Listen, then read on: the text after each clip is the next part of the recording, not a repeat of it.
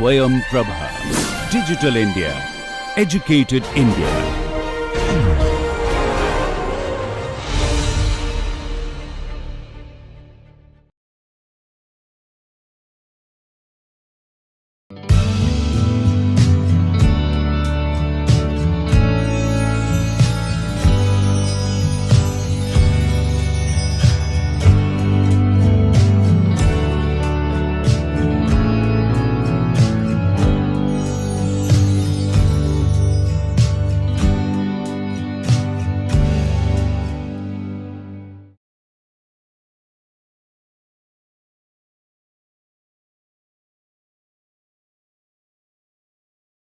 Welcome back to the class. Last time we discussed about the cognitive task analysis and very first component, that is hierarchical task analysis, we discussed. So today we will take the next part, which is allocation of function. Now from this nomenclature, allocation of function, you understand what exactly we are going to do over here. From the nomenclature, it is very clear that we are going to allocate very specific components, very specific function to different person or different machineries which is present in the system.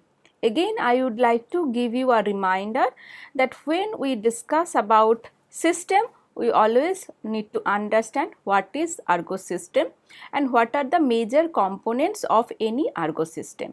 So you must remember it that we have simple system and complex system. In simplest system, we have one man, one machine and one in a single environment. Whereas in complex system, we have more than one man, or we can call them as operator as well, or more than one machine in a particular environment, right. So here in this method, we are trying to understand how we can allocate the functions to the individual operator or to the individual machine in a particular system, so that we can understand where the problem lies and where the intervention point can initiate. Okay. So it will give again a kind of intervention direction. Okay. So let us start with the understanding or little bit about the history or where do you use it, all these introduction component. So allocation of system function or function allocation, socio-technical allocation, we can give all these varieties of nomenclature, is a process. Okay, it is a particular process which decide to allocate job, task, system function or responsibility. So it's varieties of things. Okay, so all these things we are going to identify during the process. So it gives a decision, it decides how to allocate job, task, system function or responsibility to human, either to the human means man component or operator of the system, and the automated agent, here it is machine, right. So how we are going to do that? So applied in socio-technical, this particular process, that system allocation function, this particular method is very popular in the socio-technical work environment. In 1950, it is first being introduced formally. So this process is not like all of a sudden it invented or something like that. It was in practice in different way. However, formally in 1950 it was being introduced formally for the air traffic control. So allocation of function, this particular approach, okay, so we are allocating specific function to a specific person or to a specific machine. How do we do that? This particular formalized method was being introduced in very initially in the air traffic control. Okay.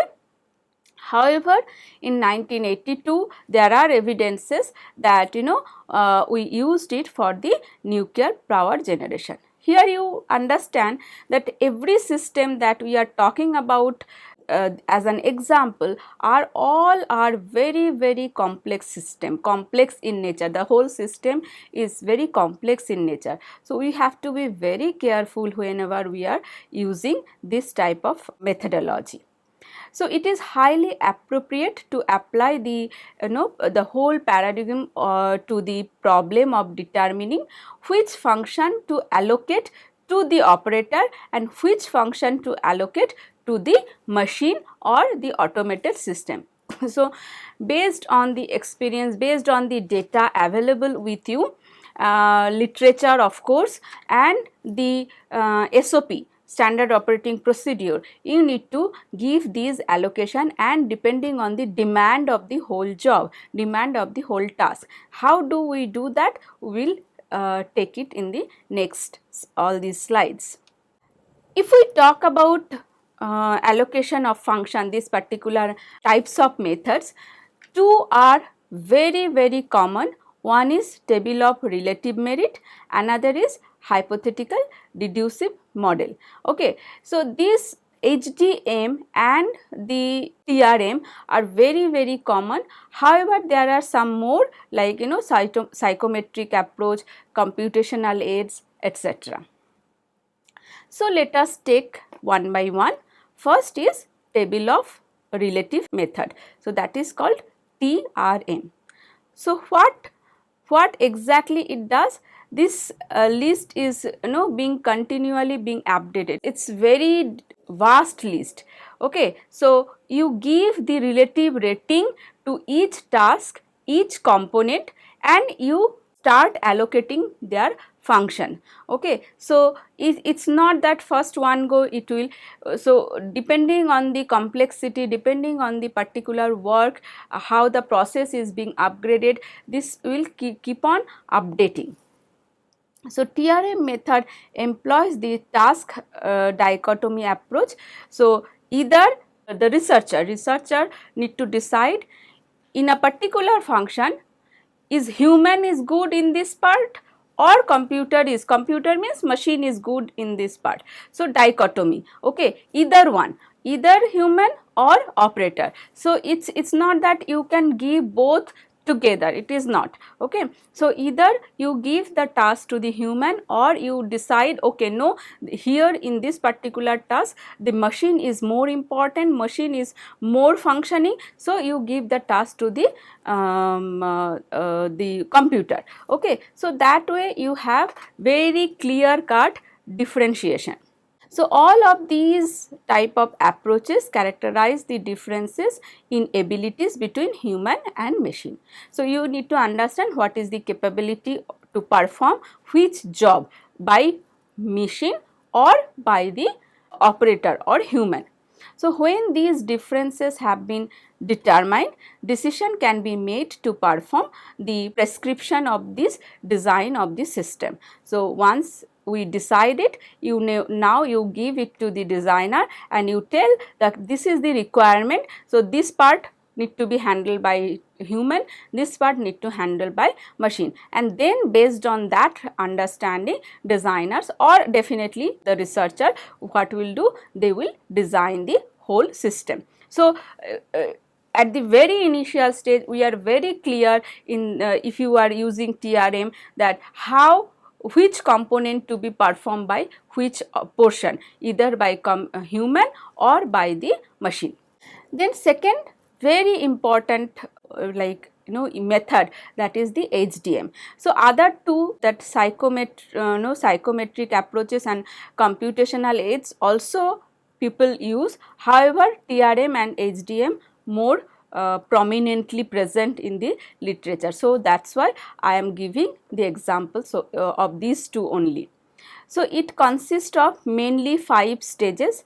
So first is specification, in which the system requirements are clarified. Okay, so how the system requirements are present, you should clarify that in the very beginning.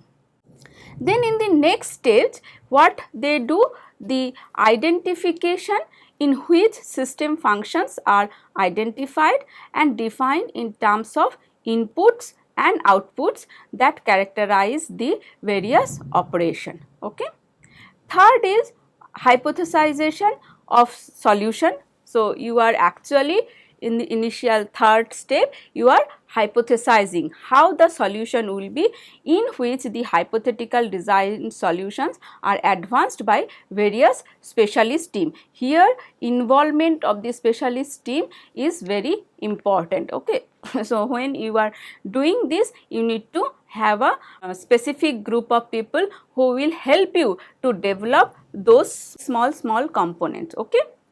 Once this part is done, what you have to do? You have to do the testing and evaluation, in which the experimentation and data gathering are undertaken to check the unity of functional configuration for the overall design. Okay. So, overall whatever the designs you have developed, so system design, product design, whatever you have developed, so you can do the testing over here. In the last stage, what you do? You do the optimization, in which design interactions are made to correct errors. So, whatever errors were there while performing. So, first you are testing, right. So, in the testing phase, you get data and you understand that where the errors may happen. So, from that perspective, what you do? You try to do the optimization. It is not that error free. Okay, it is not possible. You cannot make it as error free. However, you can optimize it till when the productivity is achieved as much as per the requirement. So, here beauty of this method is that you are doing anyway for all ergonomics method or ergonomics intervention, it is always desirable the optimization of the process or optimizing the system, not the, it is not possible to get the maximum level, that is not possible. Okay. So, optimization, input, output and desired requirement. Okay. Now, I will take you to the exact steps how we can do the allocation of functions. First step is task analysis. Now, this task analysis you can get the data from your earlier hierarchical task analysis. Okay. So, when we practice hierarchical task analysis, we create a tree, right. We create a tree, and where the topmost functions are on the top, and then slowly you branch them out, and base level where we reach, then we get the small element which is not possible to break further. So, from the hierarchical task analysis, the first step need to be achieved. Okay. Once task analysis data has been achieved, or you gather information from hierarchical task analysis, what you need to understand over here is the stakeholders analysis. So, you will try to understand what are the stakeholders view. Now, in hierarchical task analysis, one component was there, the derived table you verify or you validate it from the stakeholders. However, this stakeholder analysis is little bit different. You just take a view from them. However, you need not to incorporate those all views as per the as they desire. Okay. I will discuss it in the next slide. The last stage is analysis of alternative allocation of function. So, whatever process we have generated from here, we need to give some kind of alternative allocation. So, if you have 3-4 varieties, and then you have always choice that which is performing the best in among all these. So, if you have more time, you can create more iteratives, and if you have less time, you do 3-4 and then you take it further. Okay. So, you always generate alternative allocation on function and try to compare among each. So, in between 1, 2, 3, 4 something like that, you keep on comparing which is coming best, you take it as the final product. So, let us go into detail about task analysis. The simplest method for this particular step is hierarchical task analysis. Okay. So, you get data from HTA. It starts with identification of the purpose as we discussed in last class. Then it logically considered which tasks need to be performed to achieve that particular task. For each task, the analyst need to identify which subtask need to be carried out to achieve the goal for specific task. So, here this part is very critical. Okay. So, really we need to understand which need to be considered further, how we can break them into the goal. So, if stakeholders do not agree on the purpose of this system, more than one model you can consider, as I mentioned, alternative models. The upper level of the hierarchy be the solution independent. So, as we mentioned that when we are creating the hierarchical task analysis table, like tree or the table where 1 2 3 4 like that, we are creating the top level portion, the which is on the above, they are actually independent. We are not going to disturb them. Okay, so it's like we should not ask like what task is needed. Actually we are doing is this is important, whereas we never ask how it to be carried out, because when we are answering about how, what we are going to do, we are creating lot of alternatives. Okay, so the top level portion is independent from any analysis. So it only says okay, this is to be done, okay, on the top. Now then how it is happening, that comes in your branches, small components which is present on the bottom line, and then you can have more alternative theory. So once we complete the HTA, what we do is the stakeholders analysis for allocation function. Here it is little, perspective is little different as from the HTA. What it says, the aim is to identify the sources of job satisfaction and dissatisfaction of any stakeholders. Okay. So what we try to understand, for a particular job, for a particular task, okay, when they are performing it, when they are involved in that particular job, what is the kind of satisfaction and dissatisfaction. So we can have facial expression understanding, we can have different other physical recording to get these types of view. And of course here we prefer to go for the observational technique, because from observation you can have better understanding. So suppose stakeholders are the employee, right? Now if you ask directly what about their satisfaction level, they may be reluctant to give you proper answer. Okay, so here it is very, the clever way is how you observe them, how they are performing their job, are they satisfied or not. Of course verbal expression somewhere it works, but observing them and trying to get view from them is going to give you the very clear picture of this stakeholders analysis. Okay, because if you suppose you are asking how satisfied you are for this particular function, and maybe the supervisor or the somebody from the managerial level are present and they may be reluctant to answer, or if they know that they may feel that that answer may affect somewhere in their particular job, then they will be hesitant to give you the proper, so the result may be biased. So here it's very important thing is you observe them, you have indirect discussion and you get the data. So for allocation of function, the most relevant part of stakeholders analysis are identifying both the current knowledge, okay, whatever knowledge they have, and the skill of the stakeholders and their potential gain new knowledge and the skill. So you are trying to understand, actually you are trying to compare, okay, whatever knowledge and skill they have and what is the potential available to gather new knowledge or new skill. Okay, it can be done through interview, it can be done through some questionnaire study or something like that. Okay, so you are trying to understand that what is the current status of knowledge and skill of those stakeholders and what is their potentials, okay, to gather more knowledge and more skill. So, considering these aspects, like I am going to give you the descriptions all for all, okay. So, the work are important to the stakeholders. So, we are going to read them one by one.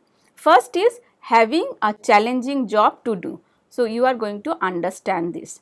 Then opportunity to exercise very specific or specialized skill, development of new skill. So, do you have any opportunity to develop new skill? Keeping the job as simple as possible, definitely that's very important, very much desirable thing. Removing tedious aspect of a particular work, because if it is tedious in nature, then people lose interest. Okay, so enjoying interaction with other people. So, you are actually working in the socio-technical system, right? So, when you are talking about socio-technical system, it is very important to understand the peer interaction. So, avoiding interaction with other people either way. Then working as a member of a team. So, how do that? Working alone. So, which one is preferable? Then status gained from doing a specialist job. So, if you are doing a very specific task, so do you gain any specific status or not? Status gained from being a source of important information. So, very important thing, how do they feel that yes, I am important to this whole function. Okay, so this is very important to understand when we are analyzing the stakeholders. Then knowing what is going on. So, in a whole system, how much they are involved themselves, how proactively they are involved in the whole system. So, knowing exactly the scenario. Okay, so that understanding is there or not. No pride in contribution to a successful product or service. So, of course, it is connected with the previous one. So, they are very much connected with each other, right. So, how they feel they are connected with this particular system, and the challenge of dealing with different problems. So, how they are actually taking the challenges when they are dealing with the difficult problems. So, these all are the components, these all are the very specific components that you need to consider when you are doing the stakeholders analysis in function allocation. Okay. So, this is very important step. Once that is done, like you have done your hierarchical task analysis, you know the all small component, you have a table to understand which is playing which role, which component is more important, which, so you have a rating. Also, you have a data about the stakeholders, how the stakeholders are connected to this particular job. Now, there is a time when you are actually analyzing about the alternative allocation. So, how we take it? So, consider the relative capabilities of human and computer. It is very important. So, you know the system, because you know the system in detail from your HTA. You know how the human are present in that particular system from the stakeholders. Now, you are trying to analyze that for a particular task, what is the involvement of that particular operator, or what is the involvement of that particular machine in the whole job. So, you are trying to give the characteristics of human and the machine present in that particular system. Okay. So, in some cases you will find human is more important and they are controlling the whole portion, okay, of a particular task. Whereas, it may happen that it's opposite. Okay, so machine is taking the control.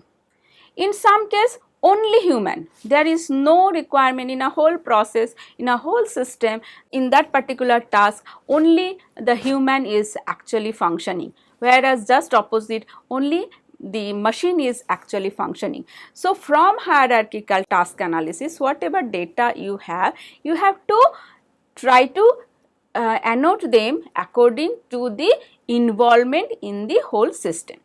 So first part of this analysis involves consideration of relative capabilities of human and the computer. Again, here everything is relative, okay, it's not absolute. Depending on the changes of the context, depending on the changes of the small demand, it may change. Okay, so it's very relative in nature. For that particular context, for that particular all conditions if considered, then this is the position. Okay, so that you need to understand. So giving a particular definition to the whole system before you start all those things is very important, which I mentioned very early in the hierarchical task analysis. So defining the system, right? So the next part is the analyst should bear in mind both the current and potential skills of the human, okay, that you identified in the stakeholders analysis, right?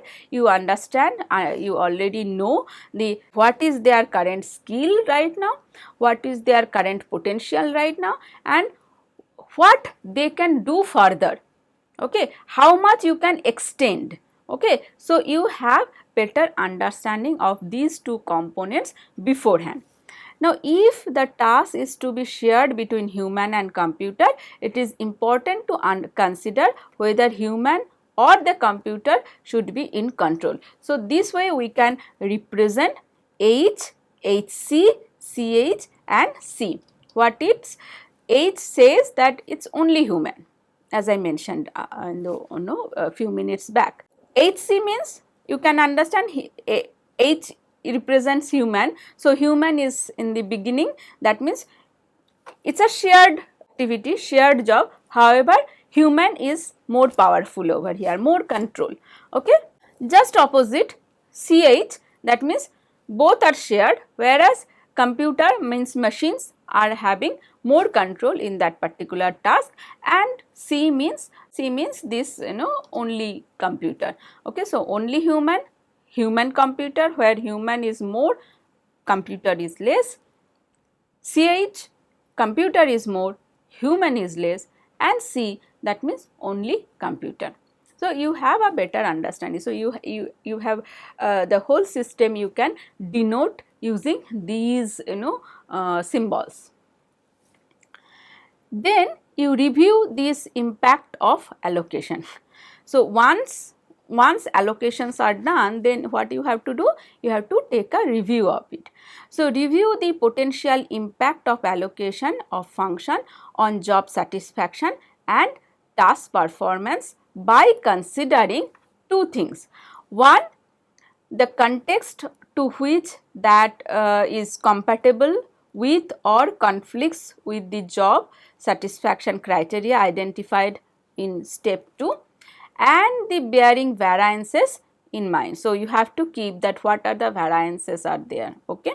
And second is the potential for human error, because that is always there is a chance that you may have potential human error, particularly where the task is safety in task is related to more critical safety, and there are security issues. So based on that, you are actually going to review the whole system, whole allocation. You create the allocation and you review the whole system.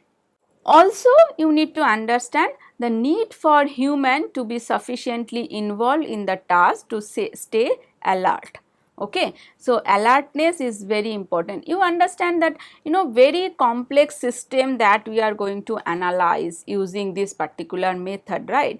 So like air traffic, nuclear power industry. So it's very important. If there is a small mistake, if somebody is not alert for a certain reason, for certain case, there may be a big impact, right? Maybe an accident, maybe a safety issue, maybe a big thing, a lot of cost involved. So how alert they are, okay, and have sufficient knowledge or not. So if the person is not knowledgeable enough, there is always a chance that they do an erroneous job, right, or they do some kind of mistake. So to understand that, you should have better idea about the operators, about the human who are involved, how alert they are, and what is the kind of knowledge they are having, sufficient knowledge or not in that particular situation. So situation awareness, okay, how they are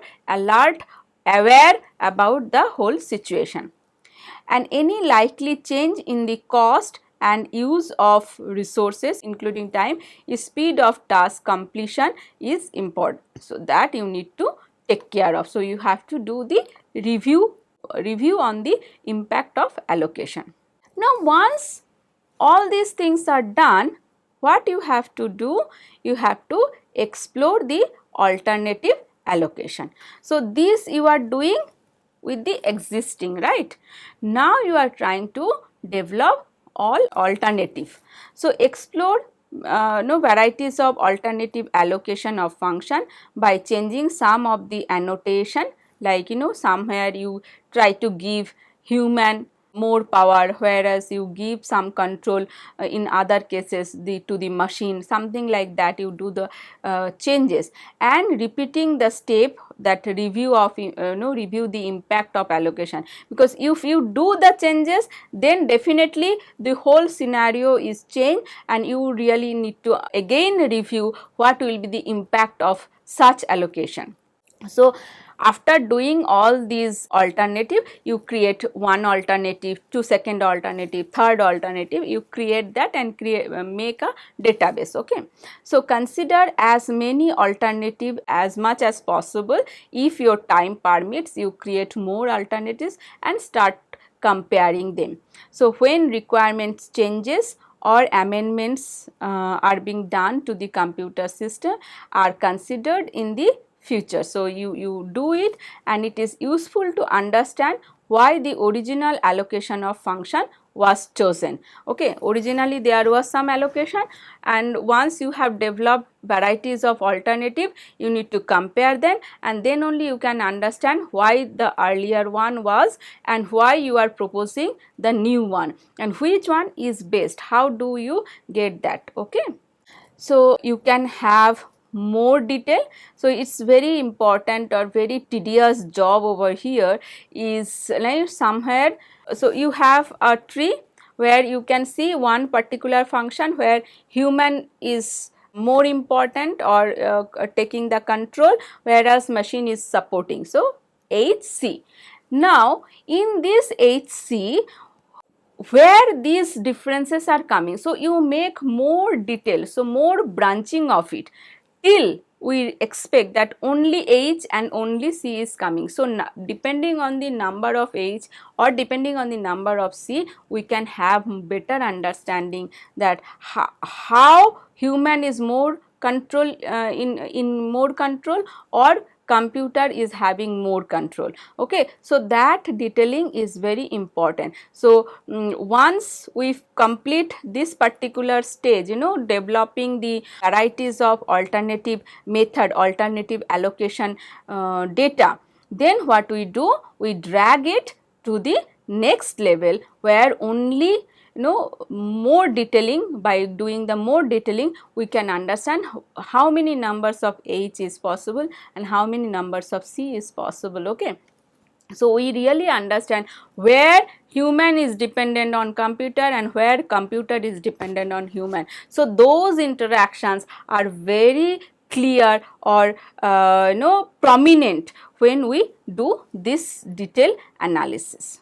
In the next class, what I will do, I will take you to an example and we will do the clarification how exactly this allocation of function can be possible to implement, and I suggest you practice it and then discuss it in the discussion section. For today, that is it. Thank you.